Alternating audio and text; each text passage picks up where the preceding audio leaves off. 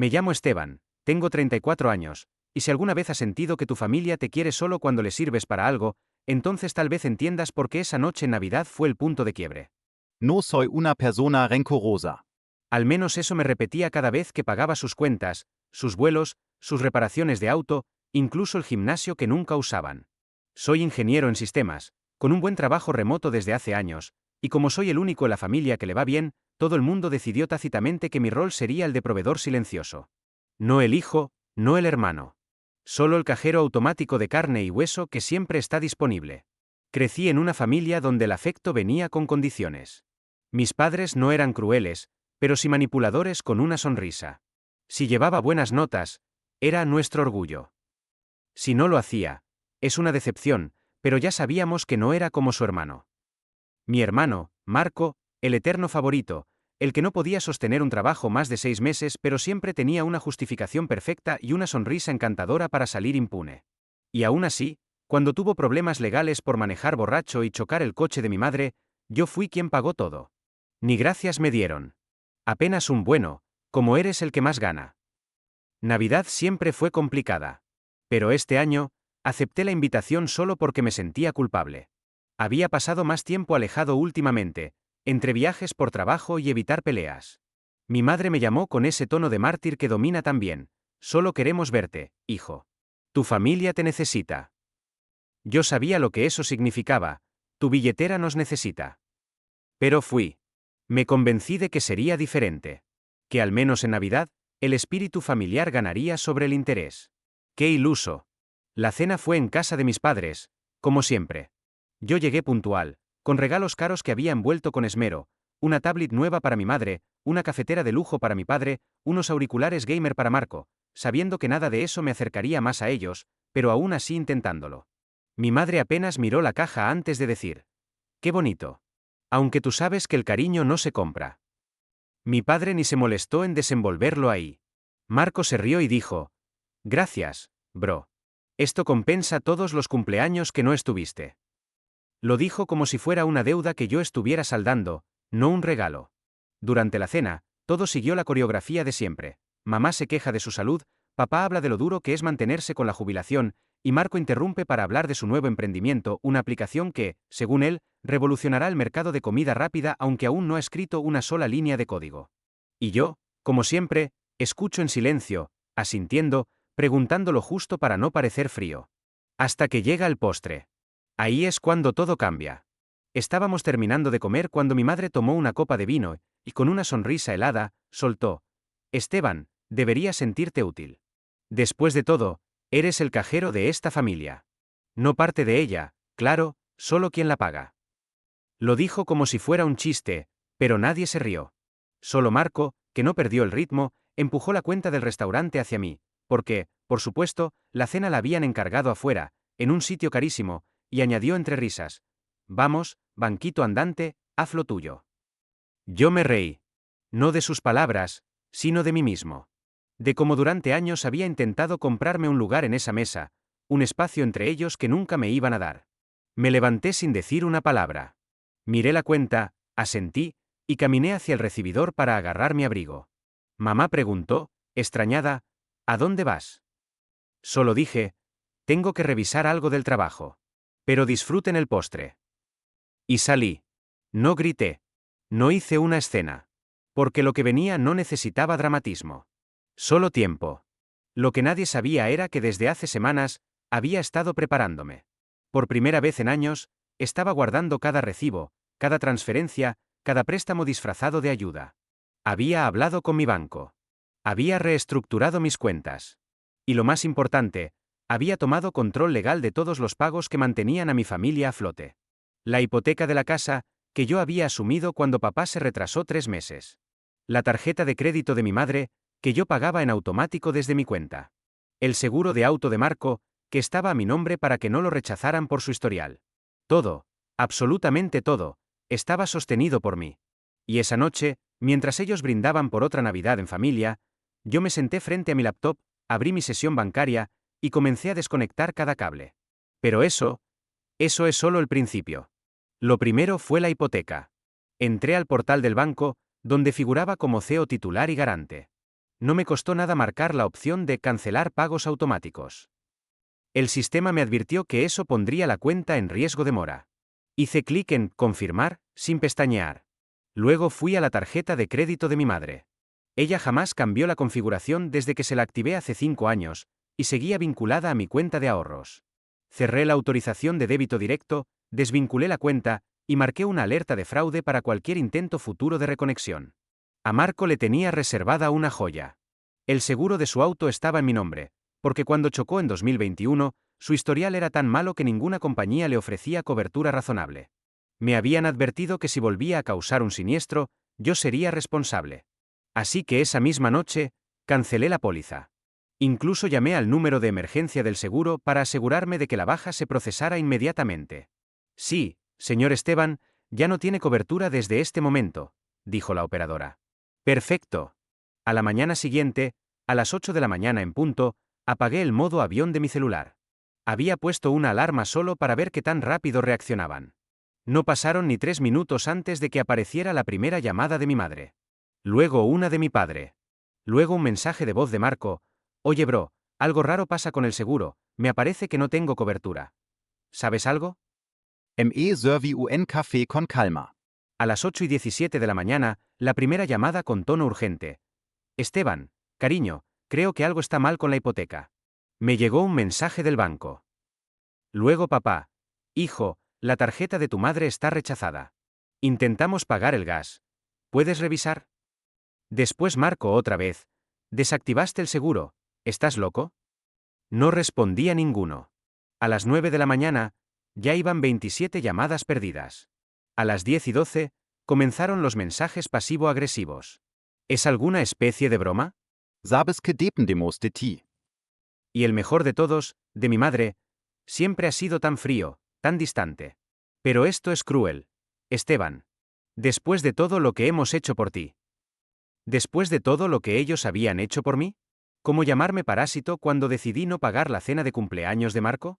¿Cómo reírse en mi cara cuando les conté que había recibido una oferta de trabajo en el extranjero y preguntar si eso significaba que no ibas a poder seguir pagando la casa? O tal vez como aquel diciembre en el que me llamaron egoísta por no enviarles regalos porque estaba en el hospital recuperándome de una operación. A las 11:45 de la mañana, finalmente respondí. Un solo mensaje en el grupo familiar de WhatsApp. Buenos días. Esta Navidad me regalaron claridad. Ya no soy parte de esta familia. Solo era su cuenta bancaria. Así que a partir de hoy, administren sus vidas como adultos. Les deseo suerte. La van a necesitar. Silencio. Ni una respuesta en 5 minutos. Luego, una ráfaga de mensajes. Mamá escribiendo párrafos enteros, culpándome, rogando, cambiando de tono entre la lástima y la rabia. Papá mandando audios sobre la importancia de la familia, diciendo que esto no era forma de resolver problemas. Marco, furioso, mandó un simple, no tienes idea del caos que estás causando. Te fuiste al extremo. No. Me fui al límite que ustedes cruzaron hace años. El resto del día fue un festival de intentos desesperados, llamadas de tíos, mensajes de primos que nunca me escriben, incluso una videollamada de mi abuela, que vive en otra ciudad. No conteste. Me fui al gimnasio, me compré una comida cara para mí solo, y al final de la tarde me senté a hacer algo que llevaba tiempo posponiendo. Redacté un documento legal de desvinculación económica. El siguiente paso era formalizarlo con un abogado. Ese fin de semana, recibí una notificación de cobro del banco donde figuraba como garante de la hipoteca. Ya la había previsto. Respondí con una carta notariada indicando que renunciaba a la garantía, adjuntando pruebas de los pagos anteriores hechos por mí. Todo dentro de la ley. Y entonces llegó el lunes. Ahí fue cuando comenzaron a perder la compostura de verdad. El lunes por la mañana, entré a la oficina remota con una taza de café en la mano y una sonrisa que no me había visitado en años. Tenía esa sensación rara pero dulce de haber recuperado algo que me pertenecía y que no sabía que había perdido. Control.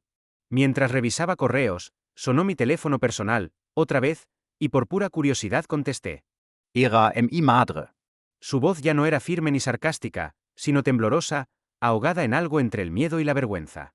Esteban, por favor, escucha, dijo, con ese tono que uno usa cuando ya no le quedan cartas que jugar. Nos llegó una carta del banco. Dicen que la hipoteca está vencida. Que pueden embargar. Yo no entiendo qué está pasando. ¿Es un error? Sabía perfectamente que no era un error, pero fingí. ¿Y papá no puede llamar? Tu papá está enojado. Dice que te has vuelto un monstruo. Que te olvidaste de nosotros. ¿Y tú qué dices? Silencio. Luego un suspiro. Digo, que tal vez fuimos duros contigo. Que quizás dijimos cosas que no debimos. Pero esta no es forma de arreglar las cosas. No puedes dejarnos en la calle. Ah, la famosa carta de la víctima. Casi podía verla sentada en el sofá de cuero que yo mismo financié, con su bata de seda y el teléfono en la mano, rodeada de todas las comodidades que pagué durante años, suplicando desde el pedestal de la manipulación. No estoy dejándolos en la calle, mamá, dije con voz serena. Solo dejé de pagar lo que no me corresponde. Ella reaccionó como si le hubiera escupido en la cara. Pero tú siempre lo hiciste. Siempre nos ayudaste. Exacto. Yo siempre lo hice. Porque me lo pedían. Me lo exigían. Me hacían sentir que si no lo hacía, no valía como hijo. Eso no es verdad. Ah, ¿no? ¿Y qué fue lo que dijiste en Navidad? ¿Que no soy parte de la familia? ¿Que soy solo el que paga? ¿Eso fue una broma? Otra pausa. Pero esta vez no hubo suspiros, ni ruegos. Solo silencio. Tengo una reunión, mamá. No puedo seguir hablando. Buena suerte con el banco. Colque. Ese mismo día fui a la notaría a firmar los papeles que me desvinculaban como fiador de todas las cuentas. Tuve que pagar algunos honorarios y presentar documentos que acreditaban años de transferencias voluntarias, lo cual no fue difícil. Mi historial bancario era un museo del abuso financiero. El notario, un señor de mediana edad con lentes gruesos, hojeó los papeles y me miró con una mezcla de respeto y asombro. ¿Y usted aguantó esto por cuánto tiempo? Desde los 22. Tengo 34. Sacudió la cabeza y dijo. Bueno, ya era hora de que recuperara su vida, señor Esteban. Cuando salí de la oficina, el cielo estaba nublado, pero a mí me pareció más claro que nunca. Al llegar a casa, tenía 5 mensajes de voz de Marco. El primero era casi gracioso. Bro, ¿qué onda con el seguro? Me detuvo tránsito esta mañana y me dijeron que no tengo cobertura. Me podrían haber quitado el coche. El segundo ya era menos amigable. Esto no se hace, Esteban. Esto no se hace. ¿Sabes lo difícil que es para mí conseguir un seguro con mis antecedentes? El tercero fue directo al grano. Tienes que volver a poner mi seguro. ¿Me escuchas? No puedes dejarme así. Y el cuarto y quinto fueron insultos. Nada muy creativo. Palabras que usó toda la vida cuando no le daban lo que quería. Lo bloqueé. Esa tarde, mientras me preparaba algo de comer, recibí una notificación de WhatsApp. Era un nuevo grupo que alguien, mi madre, evidentemente, había creado, Reconciliación Familiar. Lo abrí por puro morbo. Ahí estaban, mis padres, Marco, incluso mi tía Susana, esa que nunca pierde la oportunidad de meterse en lo que no le importa. Todos con mensajes tipo la familia es lo más importante, cometimos errores pero hay que sanar, y tu abuela está muy triste, dice que esto te va a pesar. Lo que más me dolió, si soy honesto, fue el mensaje de la abuela. Ella sí era la única que me trataba como persona. No necesitaba mi dinero, nunca pidió nada. Solo quería verme de vez en cuando y me mandaba mensajes bonitos en Navidad, incluso cuando el resto de la familia me ignoraba. Me quedé mirando su mensaje largo rato. Me rompió algo por dentro, porque su tristeza era real. Y eso me dolió. Pero también entendí algo. No podía seguir viviendo en deuda emocional por una familia que solo sabía sumar cuando se trataba de sus propios intereses, y restar cuando se trataba de mí. Fui al grupo. Escribí un solo mensaje. No estoy interesado en reconciliaciones que solo aparecen cuando el dinero desaparece. Ustedes decidieron cómo querían tratarme. Ahora vivan con eso. Silencio. Otra vez. Pero ese silencio era distinto. Era el silencio de quienes, por primera vez, no sabían qué más pedir. Ni cómo manipular. Ni a quién recurrir. Y aún así, lo peor estaba por venir. Pasaron 3 días. No hubo más llamadas. Ni más mensajes. Ni más intentos de reconciliación falsos. Por primera vez en más de una década, mi celular estaba en paz. Pero eso no significaba que todo estuviera tranquilo del otro lado. Un amigo mío que trabajaba en el banco, y que sabía de mi situación familiar porque se lo había contado años atrás entre cervezas, me envió un mensaje privado, corto y directo. Esteban, tu papá vino hoy. Gritó. Lloró. Amenazó con demandas. Pero la cuenta está bloqueada desde tu desvinculación. Y la hipoteca está en mora. No hay mucho que pueda hacer ya. Solo te aviso porque, bueno, lo vi realmente desesperado. Desesperado? El mismo hombre que me dijo una vez que yo no era un verdadero hombre porque preferí estudiar ingeniería en lugar de hacer algo útil como tu hermano, que vende autos. El que se burló de mí por vivir solo y sin hijos, diciéndome que estaba desperdiciando mi vida. No me sorprendía que hubiera explotado cuando el banco le cerró la puerta en la cara. Porque para él, yo no era un hijo. Era una inversión.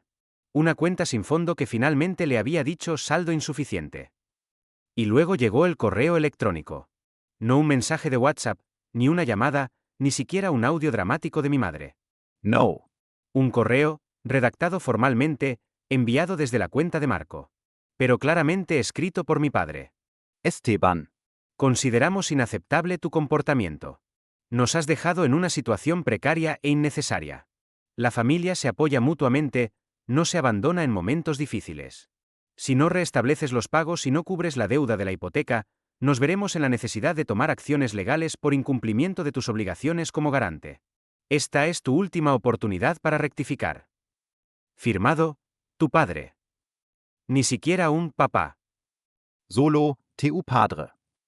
Cerré el correo, me serví un vaso de vino, y solté una risa seca.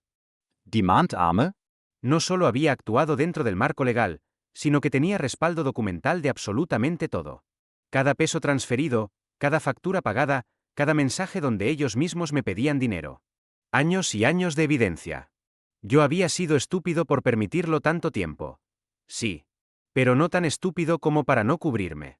Y ahí fue cuando supe que esto no había terminado. Que no se trataba solo de cortarles el dinero.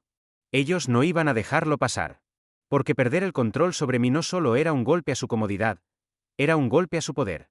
Así que hice algo que nunca pensé que haría. Pedí una reunión con un abogado especializado en patrimonio familiar y desvinculación civil. Le mostré toda la documentación. Él la revisó, línea por línea, sin decir mucho. Al final, levantó la vista y dijo: «Estás blindado. Pero si quieres que esto no vuelva a pasar, necesitas cerrar cada resquicio. Legal, financiero, emocional». ¿Emocional?, pregunté, medio en broma. Sí. Porque el chantaje emocional es el más difícil de bloquear. Pero también es el más necesario. Firmé los documentos que me desvinculaban como fiador en todos los sistemas que aún me tenían como responsable. Pedí que se bloqueen intentos futuros de vinculación sin mi autorización expresa. E inicié el proceso para crear un fideicomiso personal.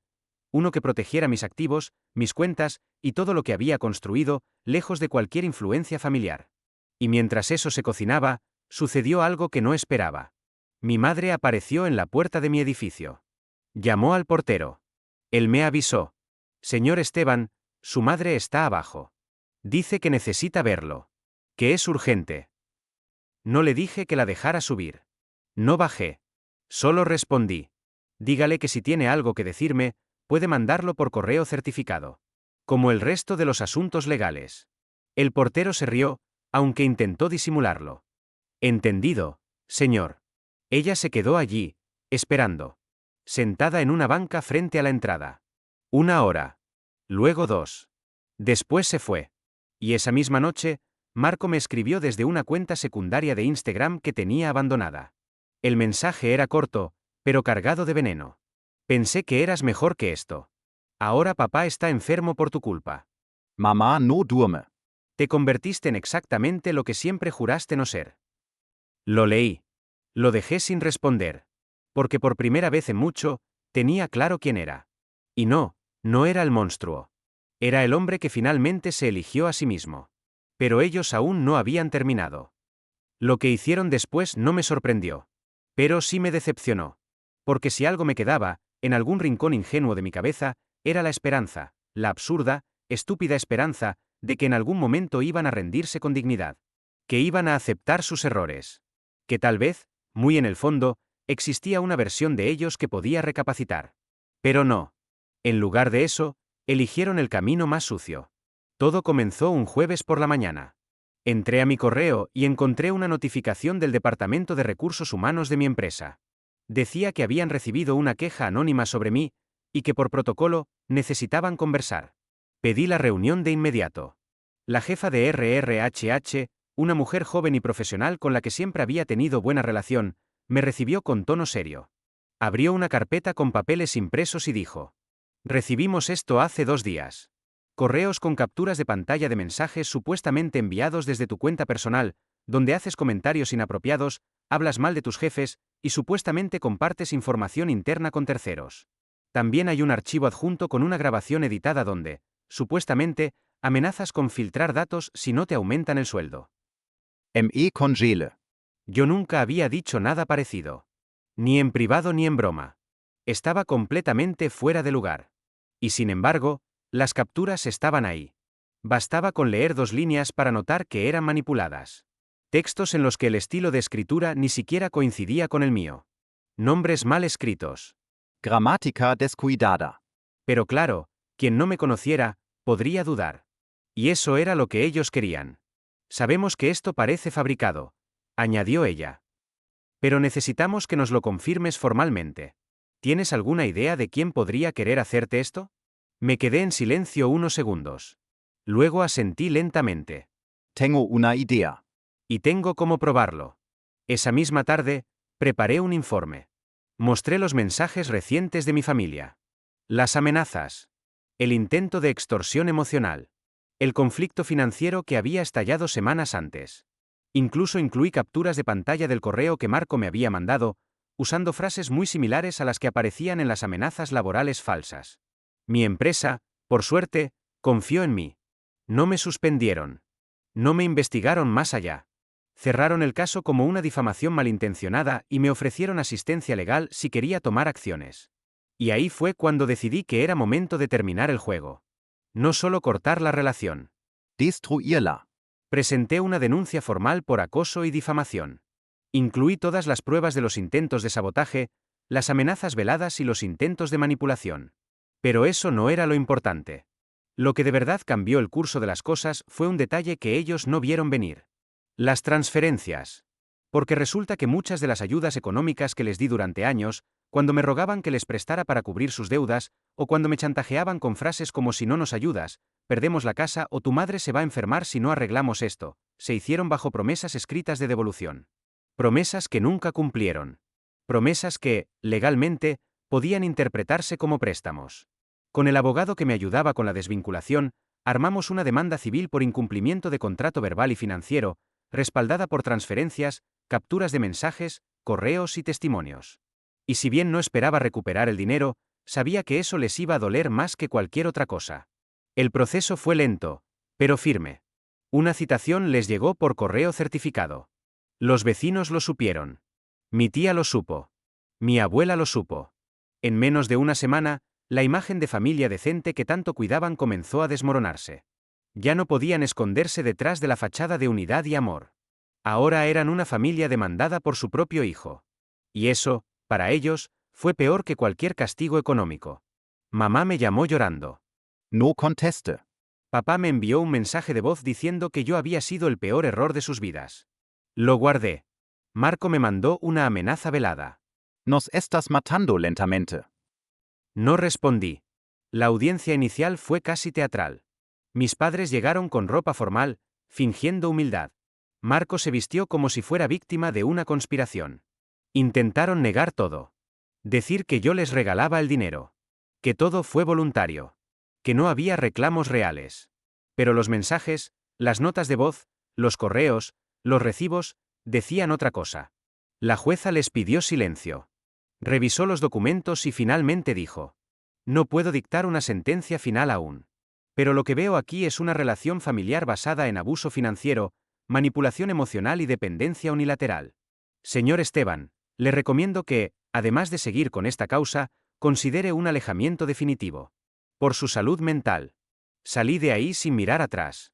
2 meses después, estaba firmando la venta de mi departamento. No porque tuviera que mudarme, sino porque me estaba yendo del país. Acepté una oferta de trabajo en Canadá. Un cambio total de vida. Un nuevo comienzo. Lejos. Limpio. Sin fantasmas. Antes de irme, pasé a visitar a mi abuela. Fue la única persona de mi familia a la que no quise cortar por completo. Ella me recibió con una lágrima en los ojos y una sonrisa triste. Sabía que vendrías, dijo, tomándome la mano. Nunca fuiste como ellos. Y eso te hizo sufrir.